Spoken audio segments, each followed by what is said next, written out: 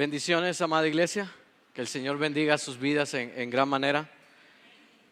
Qué hermosos cantos, hermanos, que nos hacen reflexionar acerca de la grandeza de nuestro Señor. Hermanos, y quiero que vayan conmigo al Salmo 15. Busque ahí el Salmo 15. Y quiero introducirme en esta mañana, hermanos, con las palabras del salmista.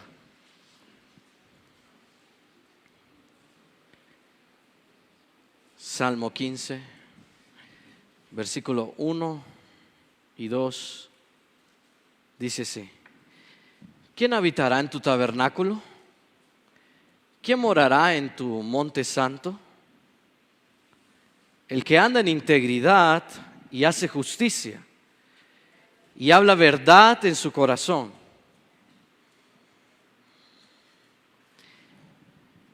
¿Qué palabras más profundas del salmista? ¿Quién morará en tu monte santo?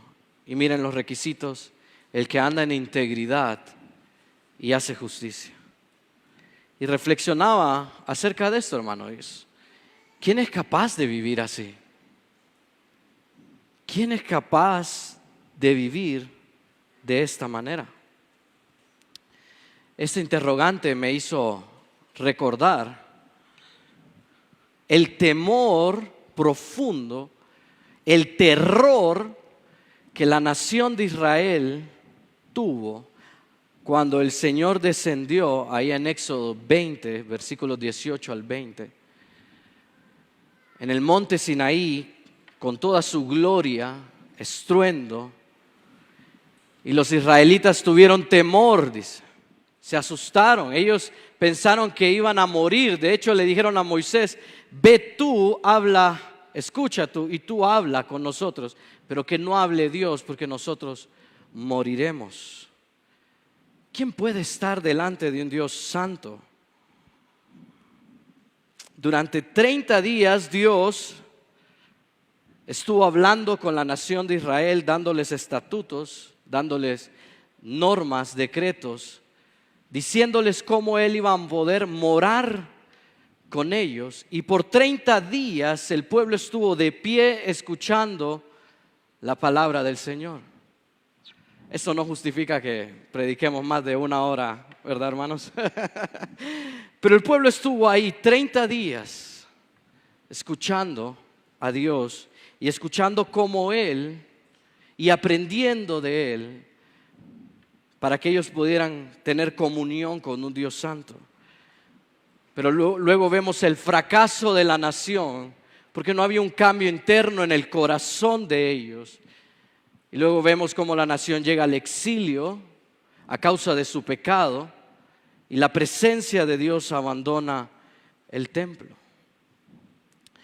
Y no hay duda, hermanos, de que a causa del pecado existe una separación entre Dios y nosotros. A causa del pecado, las relaciones que sostenemos con los demás están fracturadas o se fracturan fácilmente.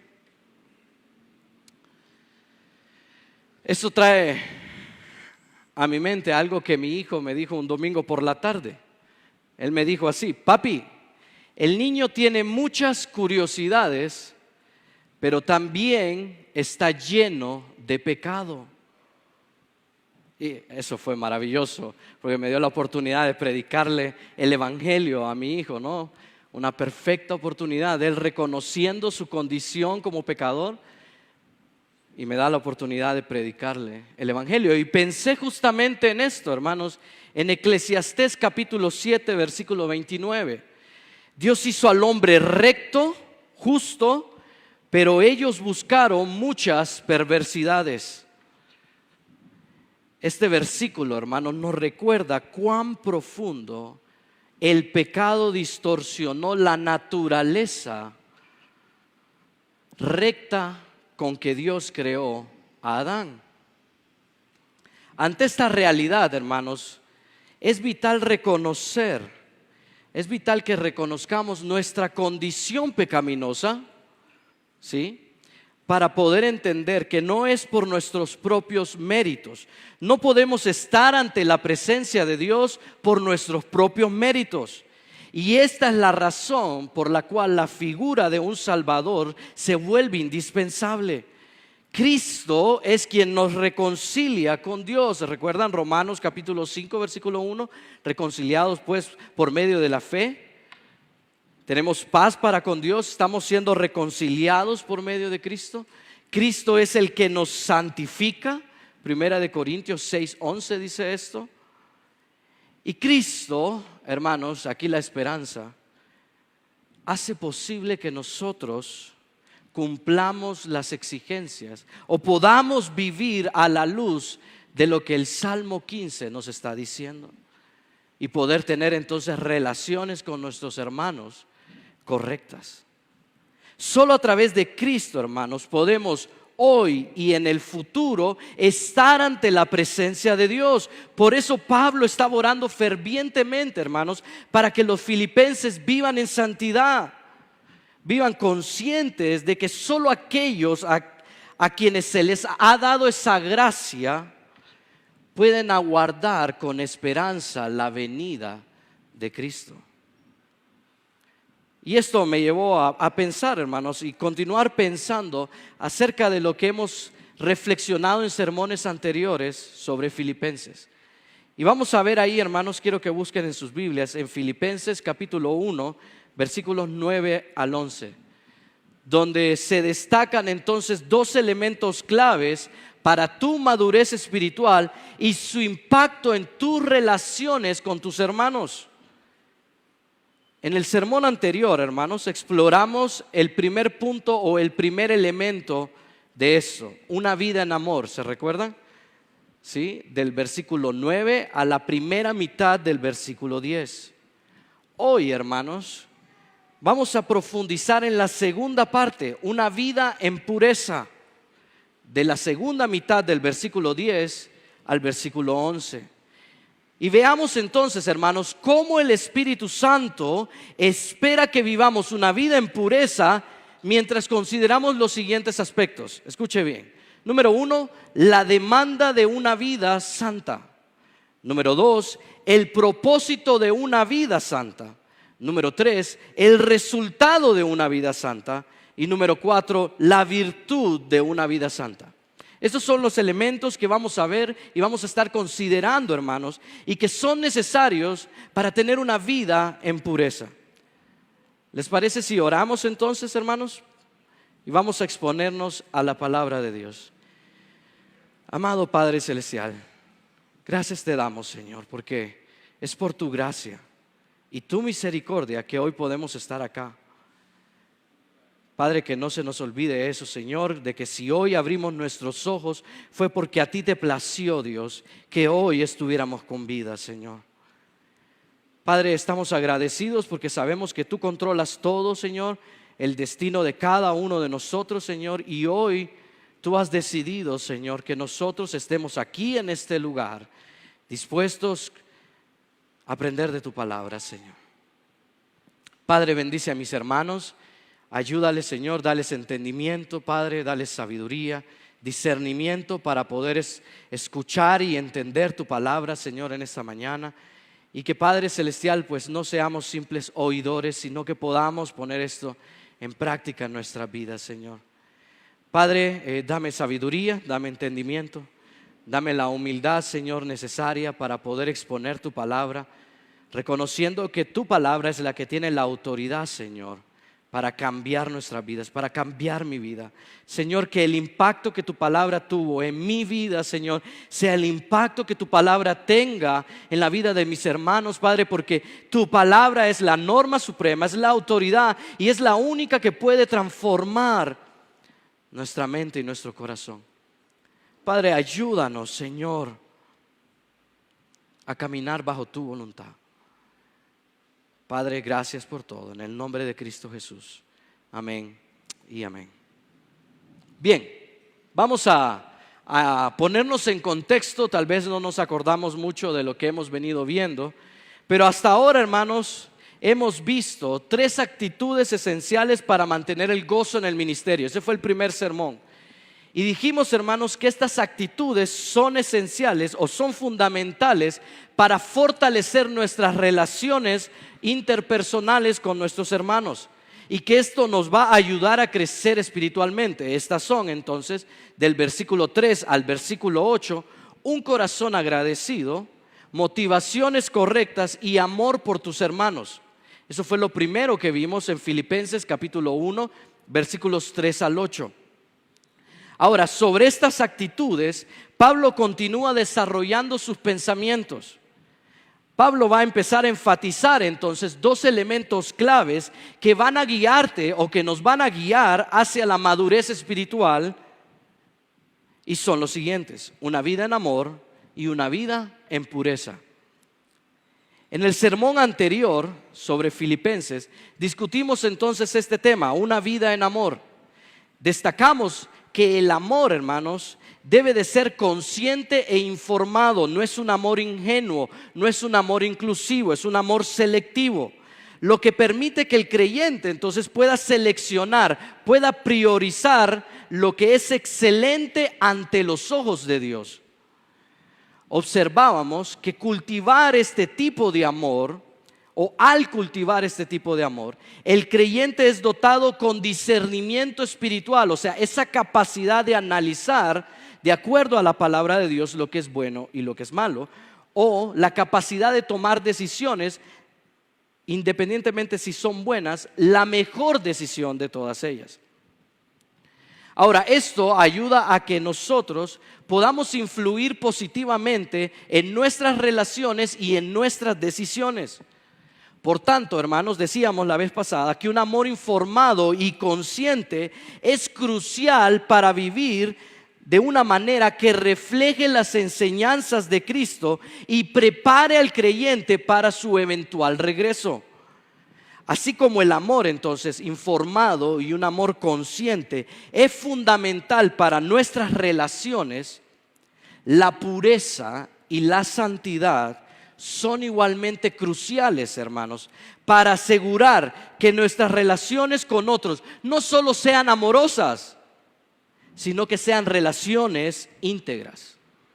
¿Me explico? No solo sean amorosas, sino sean relaciones íntegras. Y eso es lo que vamos a ver aquí en esta sección que he llamado una vida en pureza. Porque una vida en pureza, hermanos, es el otro elemento que nosotros vemos que Pablo está considerando relevante para lograr la madurez espiritual y crecer en integridad, tanto personal como colectiva.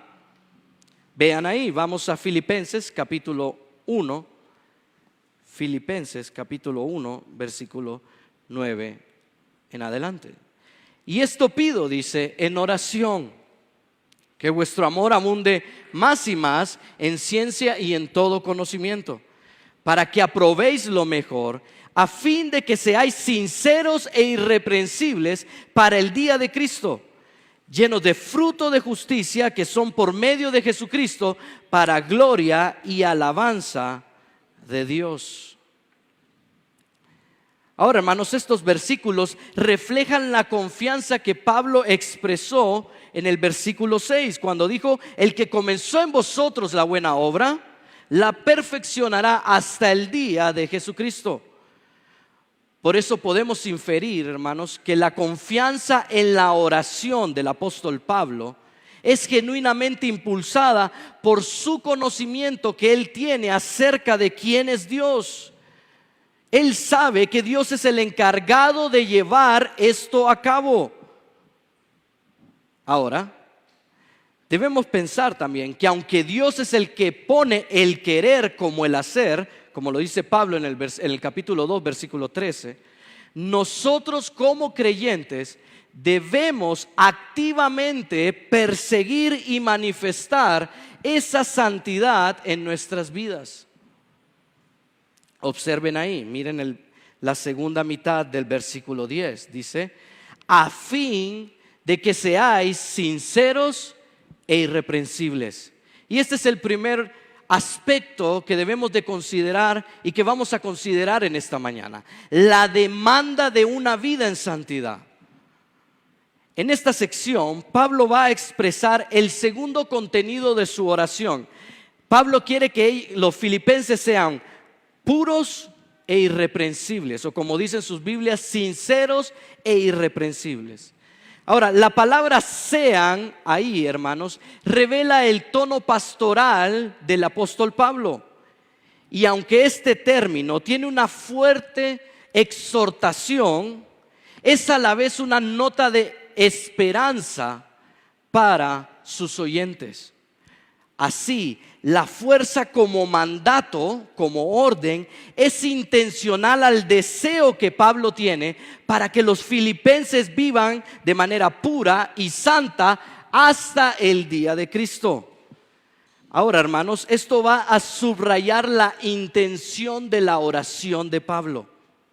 Y la demanda es simple. Miren ahí, la demanda es simple. Miren la Biblia, dice: sean sinceros e irreprensibles. El término sinceros, hermanos, se refiere a esa pureza de corazón, o podríamos decir sin motivos ocultos. Lo que sugiere ahí, hermanos, es una condición correcta del corazón. Esto es fundamental, hermanos, para guiar apropiadamente las acciones que nosotros como creyentes debemos de realizar. Ahora, hermanos, aquí en el contexto, esto puede apuntar a tres aspectos aquí en Filipenses. Miren ahí, número uno es las malas motivaciones dentro del servicio en la iglesia, en el versículo 15. Vaya conmigo ahí el versículo 15. Algunos, a la verdad, predican a Cristo por envidia y contienda. Las malas motivaciones dentro del servicio en la iglesia. Número dos, las malas relaciones entre los hermanos. Vayan conmigo al capítulo 2, versículo 3. Miren, dice ahí: nada hagáis por contienda o por vanagloria. Había malas relaciones dentro de los hermanos. Y por último, en el capítulo 3, versículo 2, el peligro que rodeaba el ambiente de los filipenses. Capítulo 3, versículo 2. Dice así: cuídense de los perros, cuídense de los malos obreros, cuídense de los que mutilan el cuerpo. Pablo quería, hermanos, que ellos dejaran o se alejaran de todo aquello que pudiese ser estorbo para una vida santa y que pudiese llevarlos a actuar de manera incorrecta hacia sus hermanos. Pablo quería que se alejaran de esto. Para ello, hermano, los filipenses tenían que cambiar o caminar hacia la madurez espiritual a medida que ellos permanecían en una forma correcta de pensar. Esto lo vemos ahí en el capítulo 4, versículo 8. Vaya conmigo. ¿Qué dice ahí? Por lo demás, hermanos, todo lo que es verdadero, todo lo honesto, todo lo justo, todo lo puro, todo lo amable, todo lo que es de buen nombre, si hay virtud alguna, si algo digno de alabanza, ¿en esto qué? En esto pensad. Pablo quería que los filipenses caminaran a la madurez espiritual, pero pensando también de manera correcta. Estos son elementos, hermanos, necesarios para sostener relaciones saludables dentro de la iglesia, unos con otros. El segundo término ahí, hermanos, irreprensible, se puede entender de dos maneras. La primera es irreprensible como característica cristiana. O sea, esto es lo que caracteriza a todo creyente. Somos irreprensibles. Y número dos, tiene la idea de no hacer tropezar a otro como una acción que todo creyente debe evitar. O sea, debemos evitar hacer tropezar a otros. Varios estudiosos y varios eruditos, hermanos, dicen que esta palabra nos lleva a considerar ambas ideas. Ambas ideas son correctas. De hecho, uno de ellos señala lo siguiente. Oigan bien, él dice: tiene que ver con evitar cuidadosamente poner algo en el camino de otra persona para hacerla tropezar o caer. O bien, personas que son igualmente cuidadosas para evitar tropezar ellas mismas. O sea que ambos elementos son parte de esto del pensamiento de Pablo. Observemos entonces que esto implica directamente a las motivaciones que guían al creyente, tanto en su entorno personal, es decir, las actividades en las que participamos. El claro ejemplo ahí es el que acabamos de leer en el versículo 15, que algunos predican a Cristo por envidia y contienda. Pero también, hermanos, tiene que ver con las relaciones dentro de la iglesia. Otra vez, había problemas de murmuración dentro de la iglesia. Ahora, hermanos, esto debería impulsarnos a reflexionar y pensar: ¿estamos actuando de tal forma que hacemos tropezar a nuestros hermanos? Nuestras actitudes, lo que hacemos, ¿está siendo o está sirviendo de tropiezo a nuestros hermanos?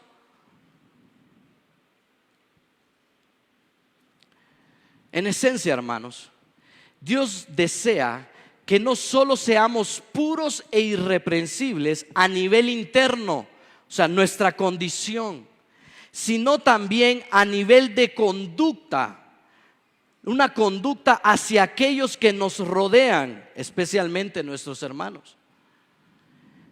Quiero que consideren esto. Los pecados en contra de nuestros hermanos son en esencia pecados que cometemos en contra de Dios.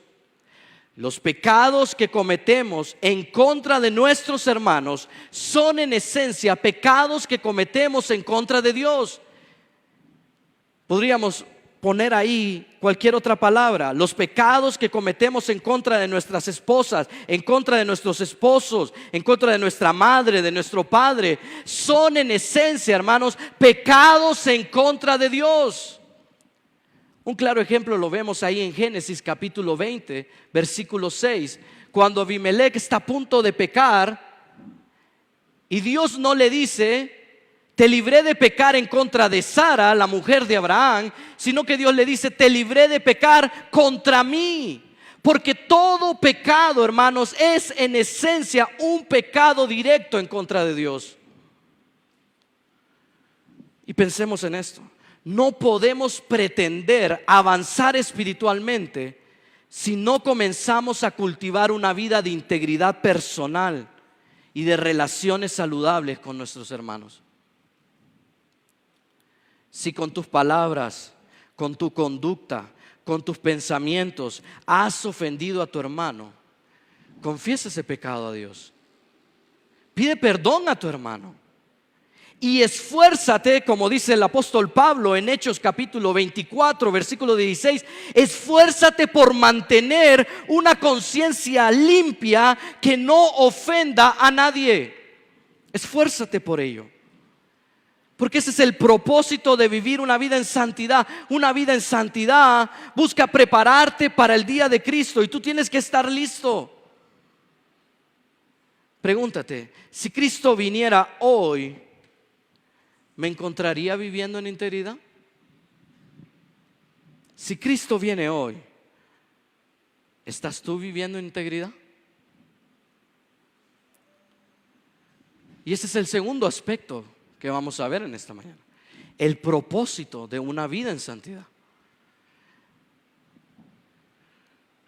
Pablo está seguro de que la obra de Dios en nosotros será completada. Eso lo vimos en el primer sermón de Filipenses.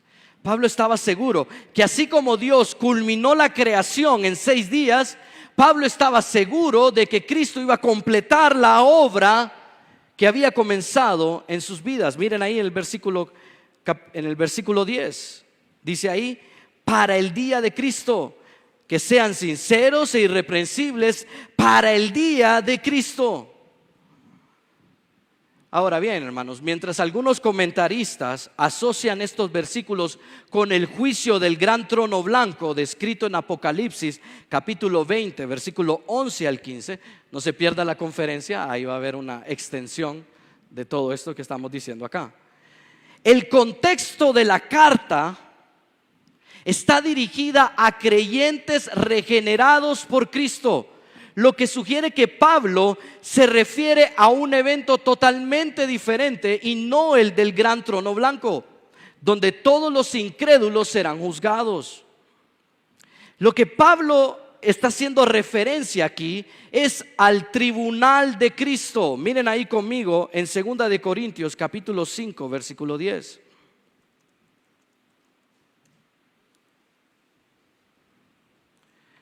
Miren ahí, dice: porque es necesario que todos nosotros compadezcamos ante el tribunal de Cristo, para que cada uno reciba según lo que haya hecho mientras estaba en el cuerpo, sea bueno o sea malo.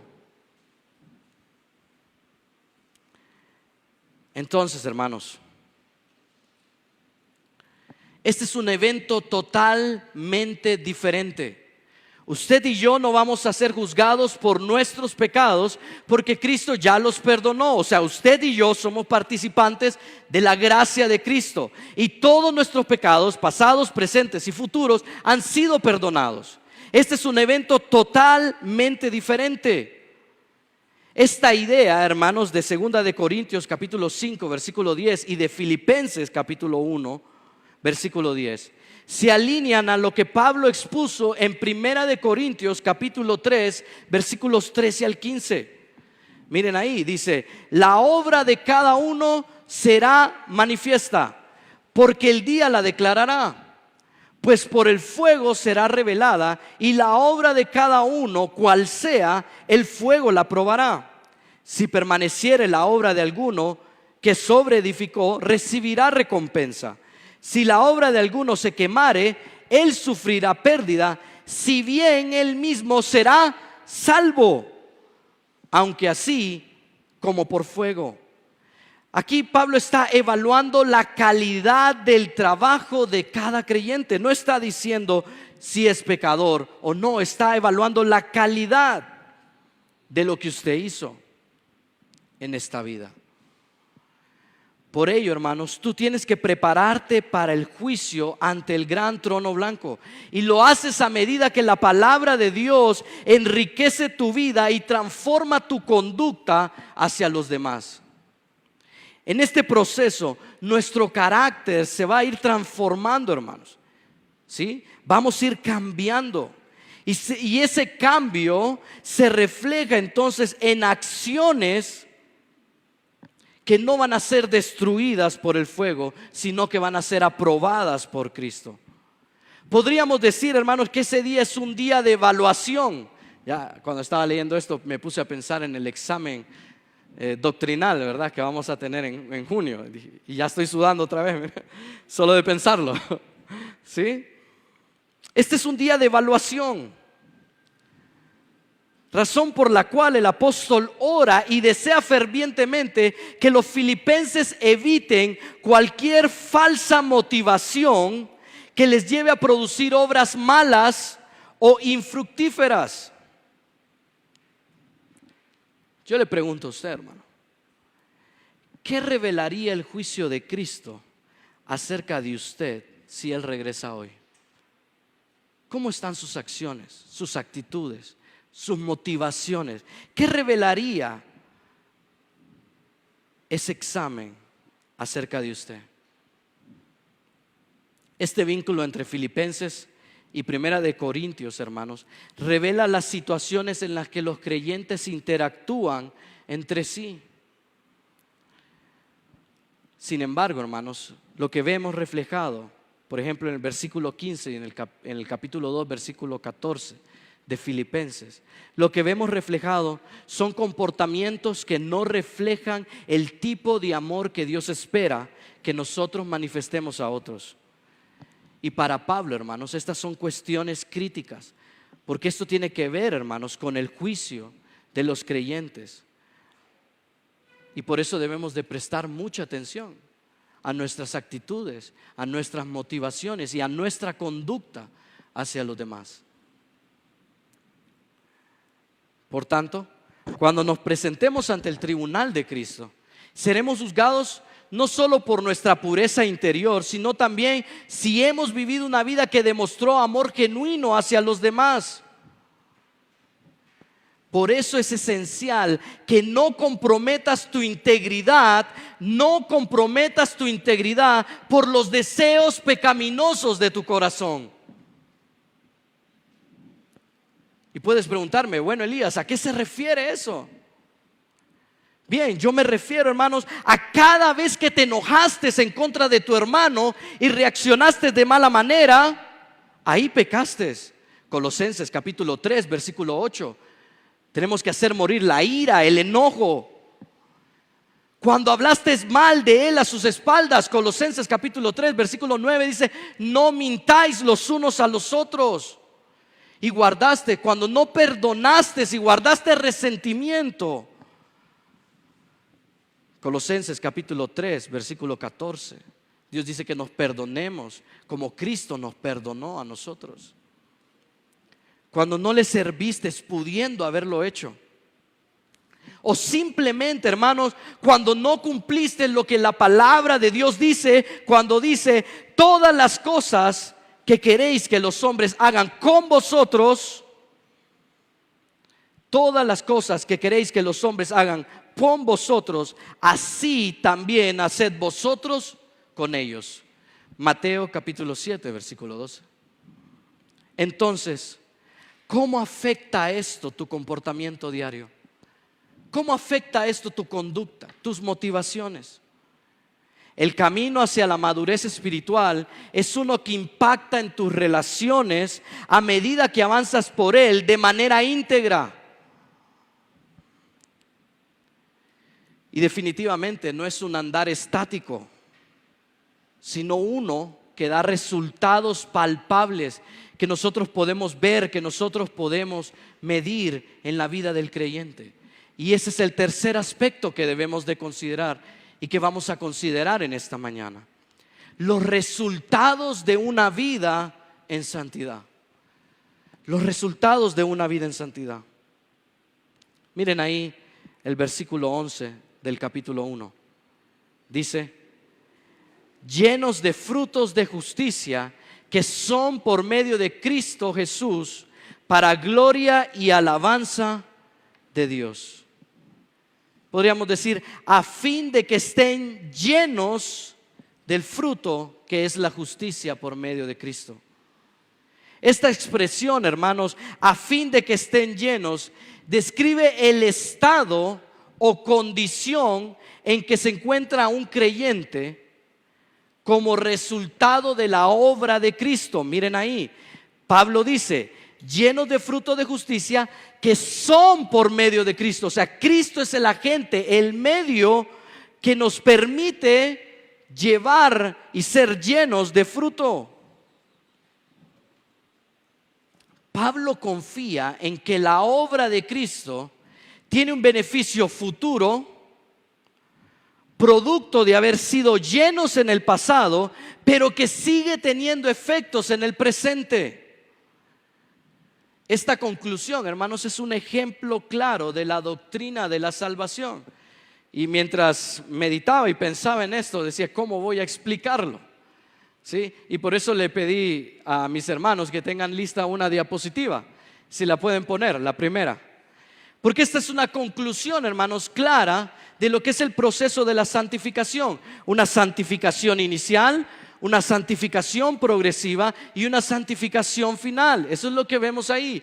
El rojo es, estábamos muertos en delitos y pecados.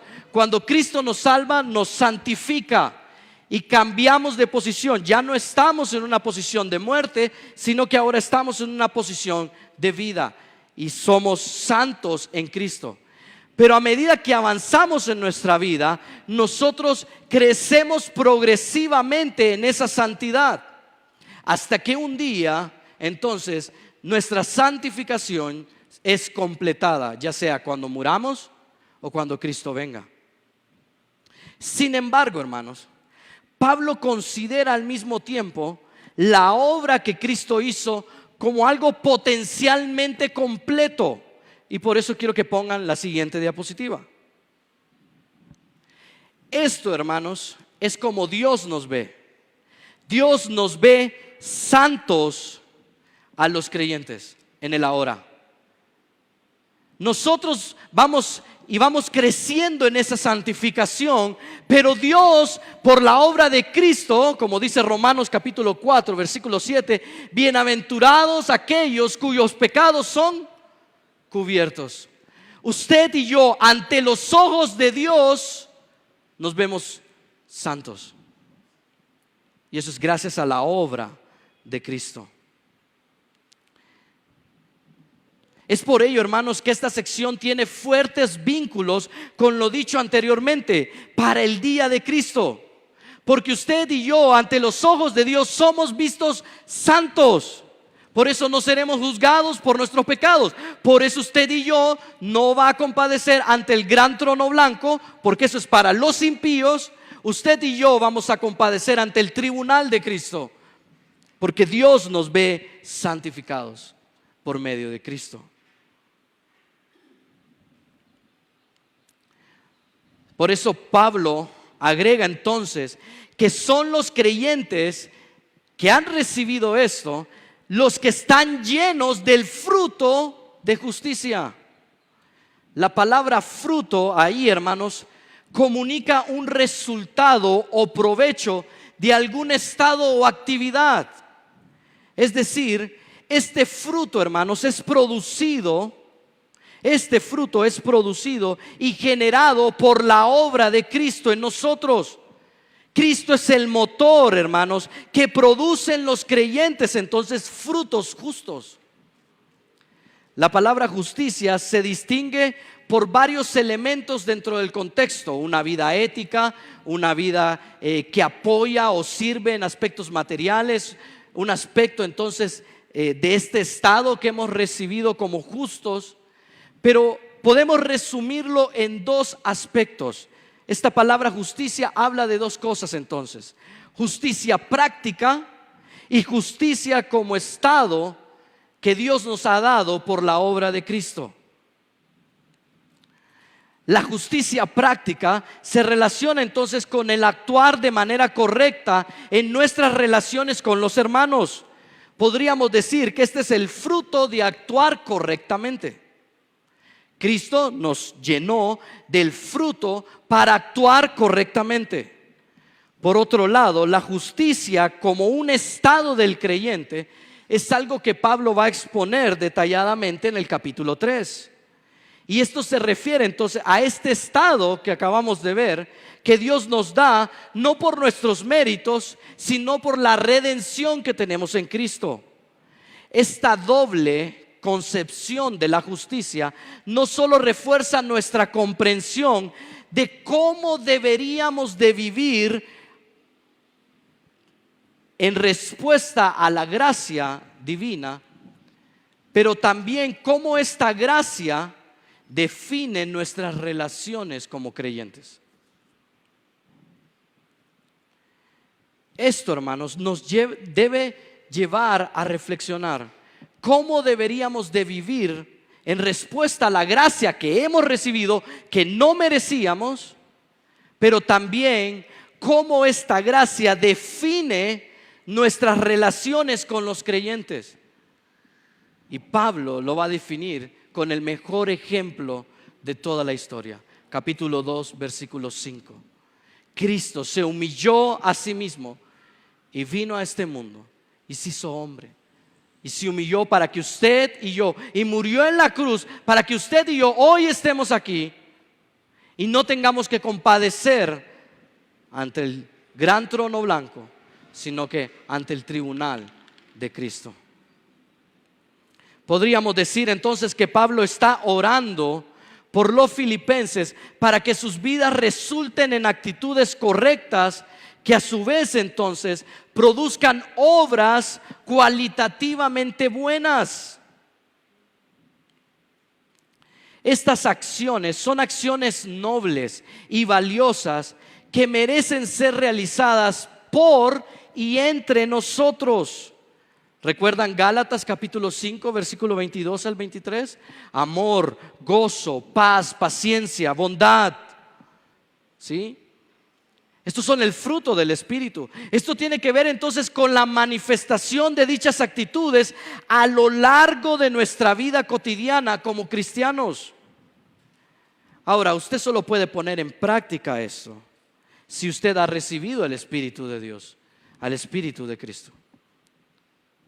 Un comentarista sugiere: el don de la justicia de Cristo significa una vida de justicia. Si usted ha recibido a Cristo, usted puede vivir una vida correcta, una vida con relaciones íntegras con los demás. A partir de esto, entonces, la pregunta que surge es la siguiente: ¿estás viviendo en conformidad a la obra que Cristo ha hecho en tu vida? ¿Estás viviendo de acuerdo a la obra que Cristo hizo en tu vida? Los frutos de justicia, ya dijimos, son todas esas acciones, ya sea grandes o pequeñas, que realizamos por nuestros hermanos, impregnadas de amor, pero realizadas con integridad. Nuevamente, ¿estoy actuando correctamente con mis hermanos? Y aquí, hermanos, lo que Pablo nos va a presentar, el punto crucial de todo esto, es que no podemos alegar incapacidad. No podemos decir: Dios, es que yo no puedo comportarme de manera correcta con mi hermano. O sea, el texto nos dice, hermanos, que es imposible que ustedes y yo, digamos, somos incapaces de vivir vidas honestas y íntegras con nuestros hermanos.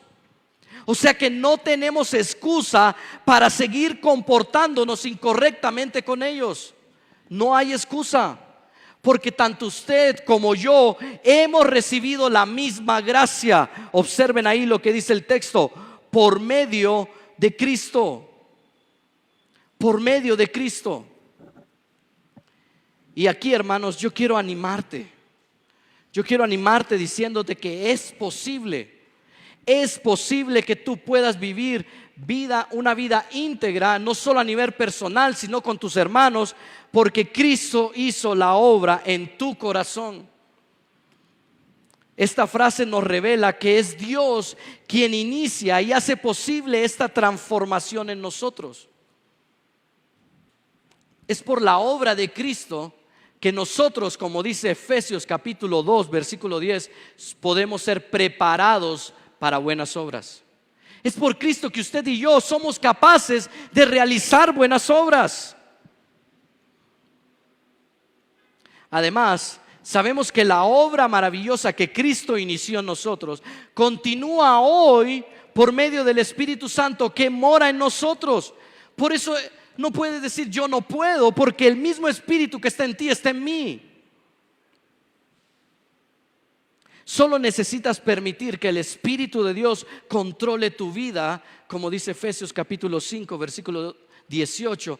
Seáis llenos del Espíritu a medida que la palabra de Cristo va morando en tu corazón y en tu mente. Como lo dice Colosenses capítulo 3 versículo 16. Que la palabra de Cristo more, resida en tu mente y en tu corazón. Por ello, mi hermano, te invito a permanecer, y como cantábamos hoy, ¿no? Bienaventurado. ¿Sí? Si te deleitas en la palabra de Dios, serás como árbol plantado junto a corrientes de agua que da su fruto a su tiempo. Y esa es la idea de Pablo. Con el Espíritu Santo somos capaces de rebosar en frutos dignos para con nuestros hermanos. Y esto es posible, otra vez, hermano, porque tú y yo estamos unidos en Cristo. Como Él mismo lo dijo: permaneced en mí y yo en vosotros. Como el pámpano no puede llevar fruto por sí mismo si no permanece en la vid, así tampoco vosotros si no permanecéis en mí, dice Jesucristo en Juan capítulo 15 versículo 4. Si realmente, hermano, deseas caminar con éxito hacia la madurez espiritual, debes esforzarte por resistir al pecado en tu vida y por no pecar en contra de otros. Debes hacer un esfuerzo por no pecar en contra de tu hermano. Una vida en santidad se cultiva a medida que actuamos correctamente con nuestros hermanos en Cristo. Y es precisamente esa clase de vida la que añade virtud a tu corazón, al corazón del creyente. Puesto que tú, hermano, no lo haces para tu propio beneficio. Tú no actúas de manera correcta con tus hermanos. Tú no amas a tus hermanos por un beneficio propio. Tú lo haces para la gloria de Dios. Amén. Amén. Y ese es el cuarto aspecto que debemos de considerar, hermanos. La virtud que hay en vivir una vida en santidad. Lean ahí el texto, al final dice, para gloria y alabanza de Dios. La virtud de una vida en santidad, hermanos. Y Pablo culmina con esta frase: el propósito último que rodea toda acción, toda motivación, todo pensamiento del cristiano es este: todo lo hace para la gloria de Dios. Amamos a nuestros hermanos, perdonamos a nuestros hermanos, soportamos a nuestros hermanos, servimos a nuestros hermanos, no para beneficio propio, sino para la gloria de Dios.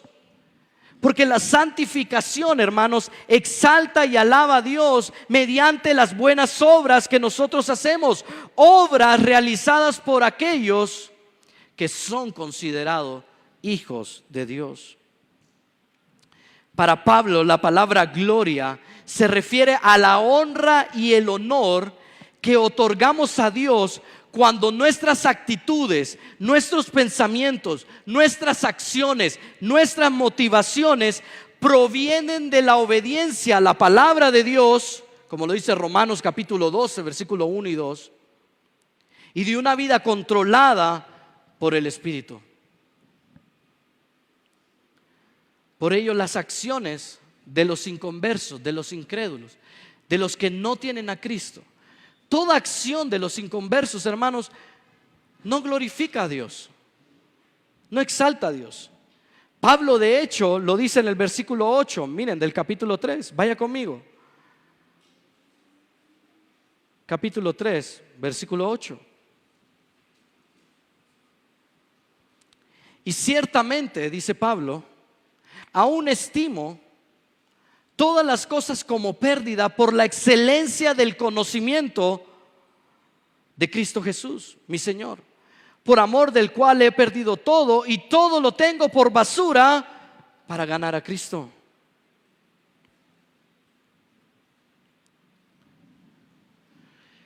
En definitiva, hermanos, toda obra humana es como un trapo de inmundicia delante de un Dios santo, santo, santo. Y el problema es que el mundo cree que puede hacer cosas dignas, puras y honestas, sin malas motivaciones en sus corazones, y creer que con eso pueden agradar a Dios. Pero se olvidan que Dios es la norma última de la santidad y Él establece lo que es justo, piadoso y santo, y Él es el que establece lo bueno y lo malo. Por eso, hermanos, todo esfuerzo humano resulta vano si Cristo no ha nacido en tu corazón. Y si tú estás aquí hoy y Cristo, la luz de Cristo no ha resplandecido en tu vida, hoy es el día para que tú te arrepientas de tus pecados. Si has caminado en una vida impía, reconoce que lo que has hecho no agrada a un Dios santo, santo, santo, y que su día está próximo. Cristo viene hoy, hermanos, porque esa es la idea. Pablo presenta la venida de Cristo como algo inminente, algo que puede pasar hoy. Cristo viene hoy. Tú puedes arrepentirte el día de hoy y confesar tus pecados a Cristo. Hermanos, reflexionemos sobre las razones que te motivan a servir a tu hermano dentro de la iglesia. El servicio hacia los demás es una respuesta a la gracia que has recibido. No puede ser al revés.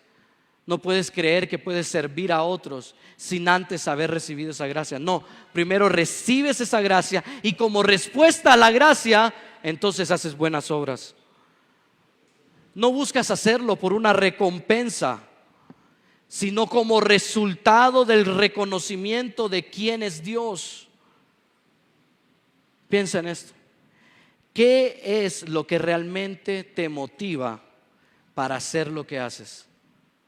¿Qué te motiva a ti para hacer lo que haces? ¿Qué motiva tus relaciones? ¿Que me caiga bien? ¿Que nunca me haya hecho daño?